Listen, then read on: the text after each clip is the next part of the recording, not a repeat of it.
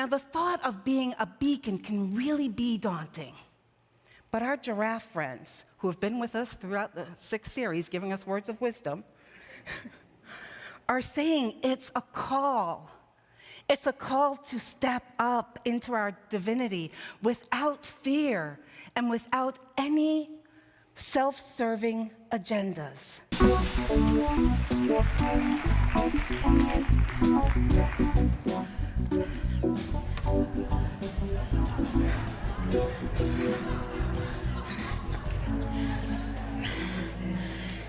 It's our last day with the giraffes.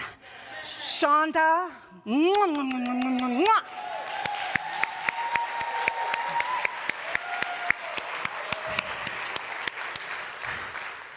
and Matt, you don't get enough credit. You just keep us going, keep us on beat, rocking us. We appreciate you. Thank you. Whew. Feels good, doesn't it? All right. Let's bring it down. Well, maybe not. Okay, so here we are, right? This is the conclusion of our nonviolent communication program. And here's my hope for you, that in this 6 weeks, you have awakened in a different way, that you have seen through new eyes during this time. And what my dream is that you are ready to make a new covenant.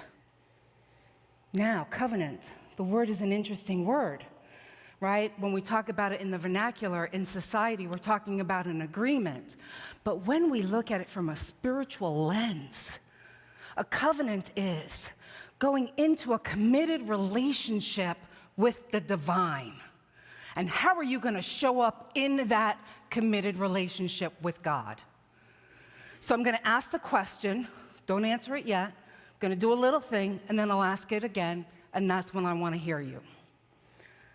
So the question is, are you ready to be the beacon of light in Austin, in this community?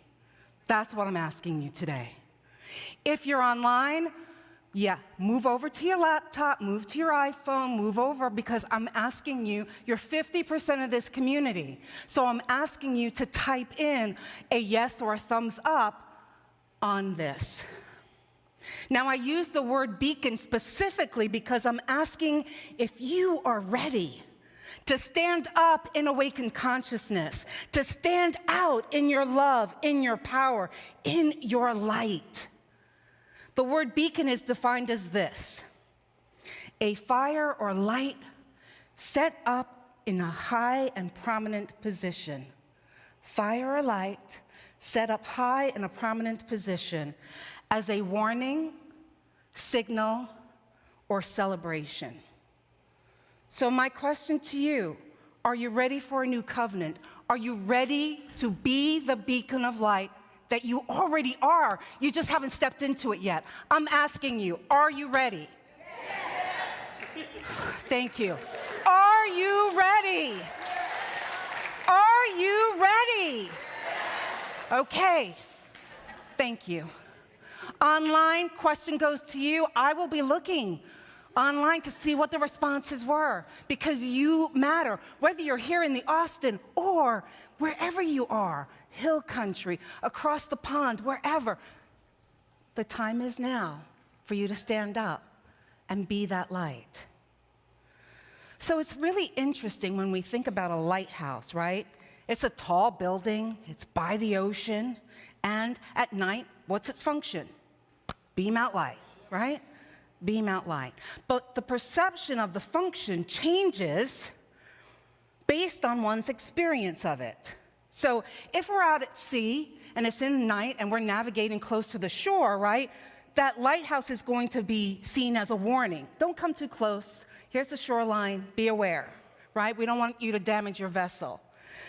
That same time, if that lighthouse is in close proximity to others, it flashes different signals so that mariners can pinpoint their exact location. And then when we are lost and trying to find our way home, that beacon is a celebration of our homecoming. right? The lighthouse didn't change its function, did it? It's still just beaming out the light. And yet our interpretation of what it means to us differs depending on what our needs are. And how similar are we to a lighthouse, right? We are here to be that beacon of light, to shine brightly and strongly. Now, depending on someone else's need determines how we can be perceived, right?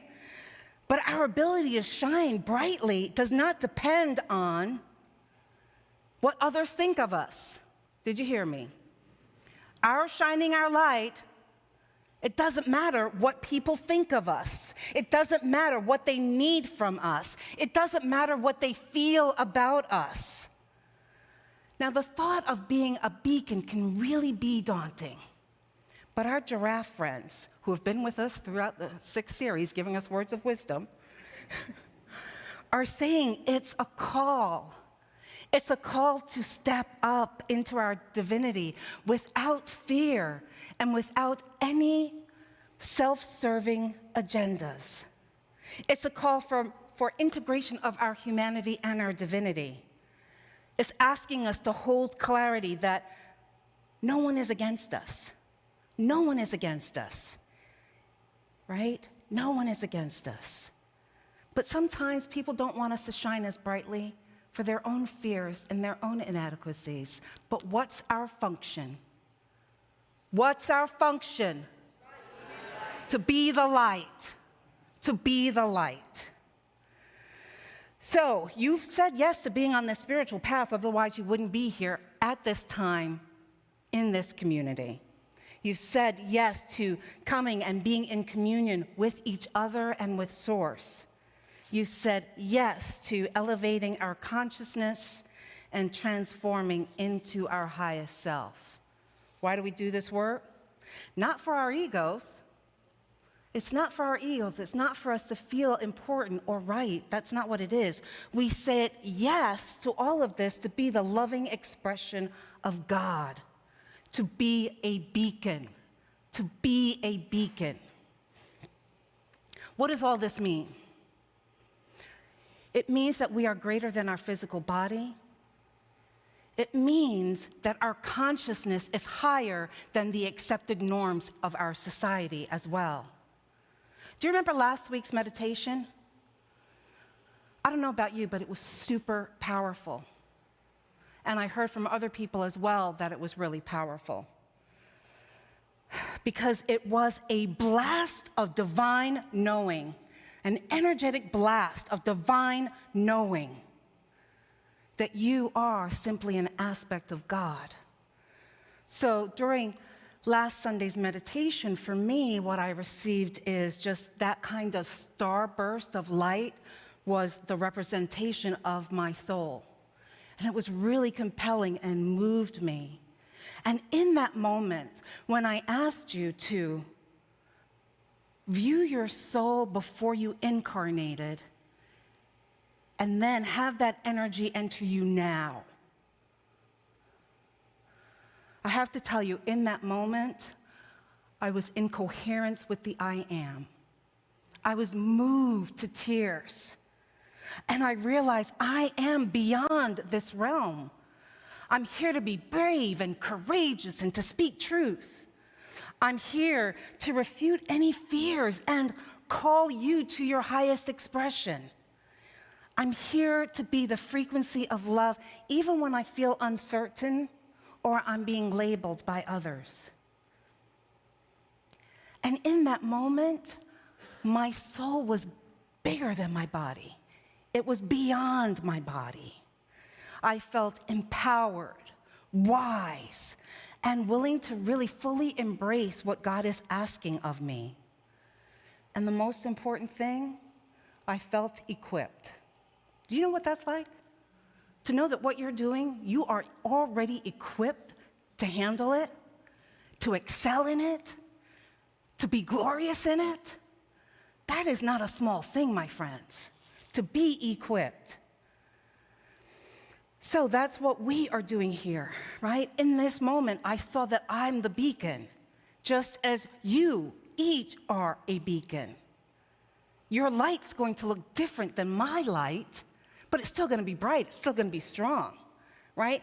And no beacon is more vital than another. All of us are needed. All of us are necessary for the whole. So, embracing our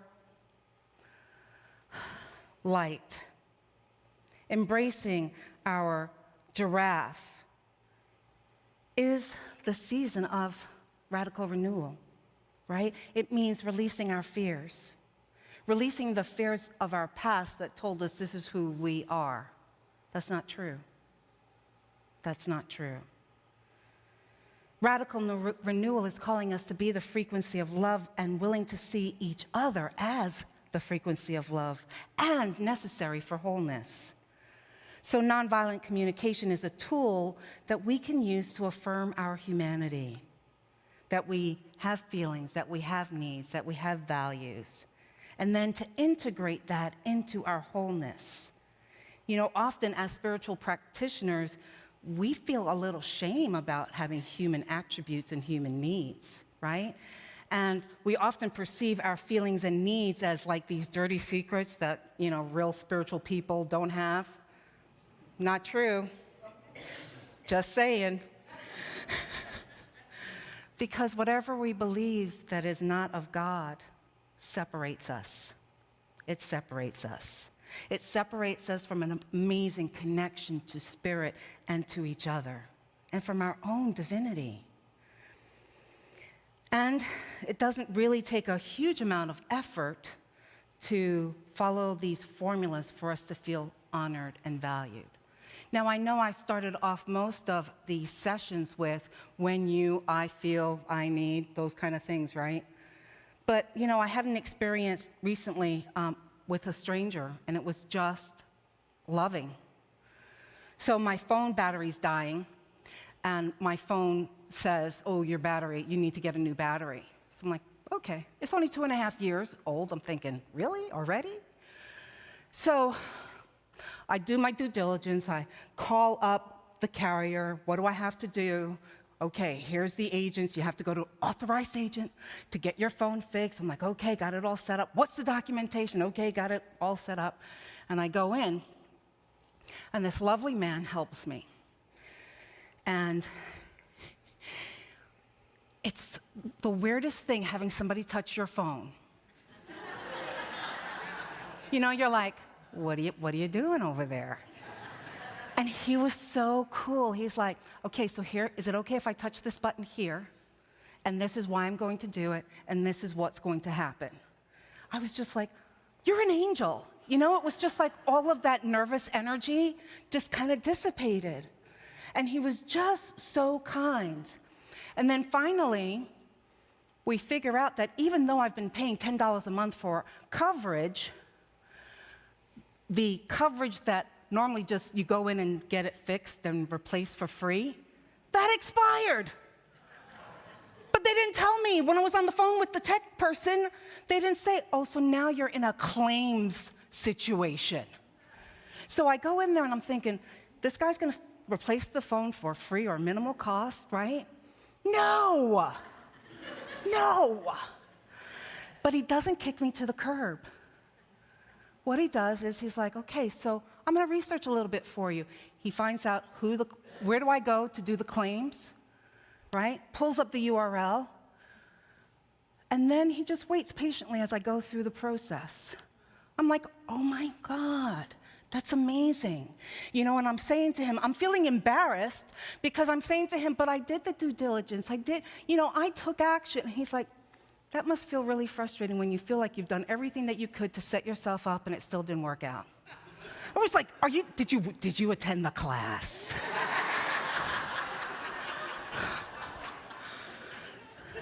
And at the end, he patiently waits, and they are going to send me another phone to replace it, right? And in all of that, I'm like, okay, so can I pay you for your time? Because it's about 50 minutes that we were together. He's like, no, it's really okay. I'm like, well, can I at least give you a stellar review? And he's like, well, no, because you need a ticket number for fixing the phone, which I don't have because we didn't fix the phone. And it was just this sweet moment, of human to human, of just being nice and respected and valued. And I left that store just feeling joy and filled with possibilities. And I have to tell you, it sustained my hope in humanity. Just that one little thing. Do you hear that? That's the ripple that we have, that we don't think that we have that kind of impact on others, but we do.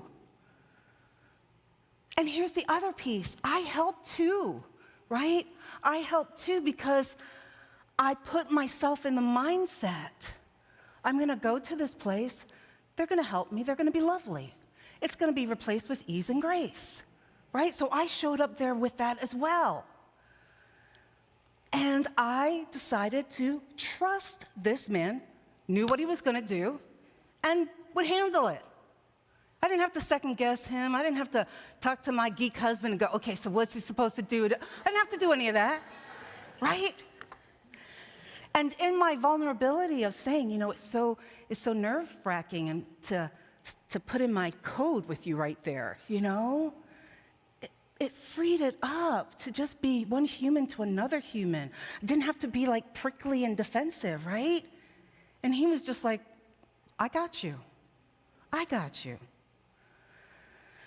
And I have to say, for a city girl like me, who has learned some very expensive lessons in trusting the wrong people, I am amazed that I could stand before you and say that I still choose love. I still choose to trust.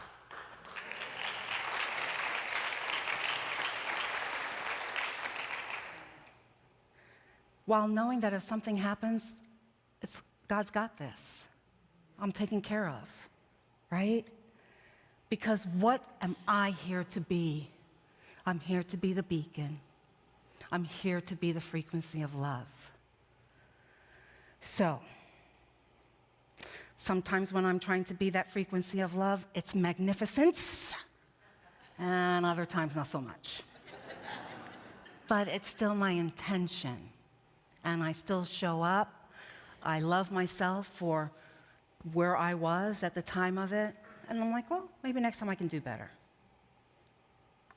So, my hope for you is that this season of radical renewal, that you don't just check the box, I took a class. Wasn't Sandra and Anita and Rick great? Wasn't my Spirit Circle leader fab? Read the book, can put it back on the shelf. No, I'm hoping that you really embrace this tool as a way for us to engage in kindness with each other, as a way for you truly to become all you were meant to be, a beacon of hope in the world. There's a poem by Marianne Williamson that many of you know, Our Deepest Fear. Our deepest fear is not that we are inadequate. Our deepest fear is that we are powerful beyond measure. It is our light, not our darkness, that most frightens us. We ask ourselves, who am I to be brilliant, gorgeous, talented, fabulous? Actually, who are you not to be? You are a child of God. Your playing small does not serve the world. You playing small does not serve the world.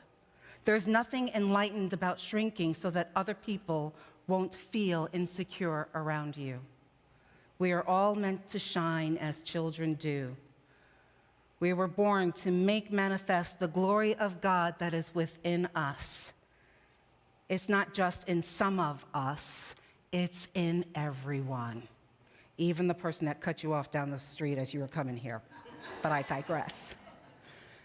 And as we let our own light shine, we unconsciously give other people permission to do the same.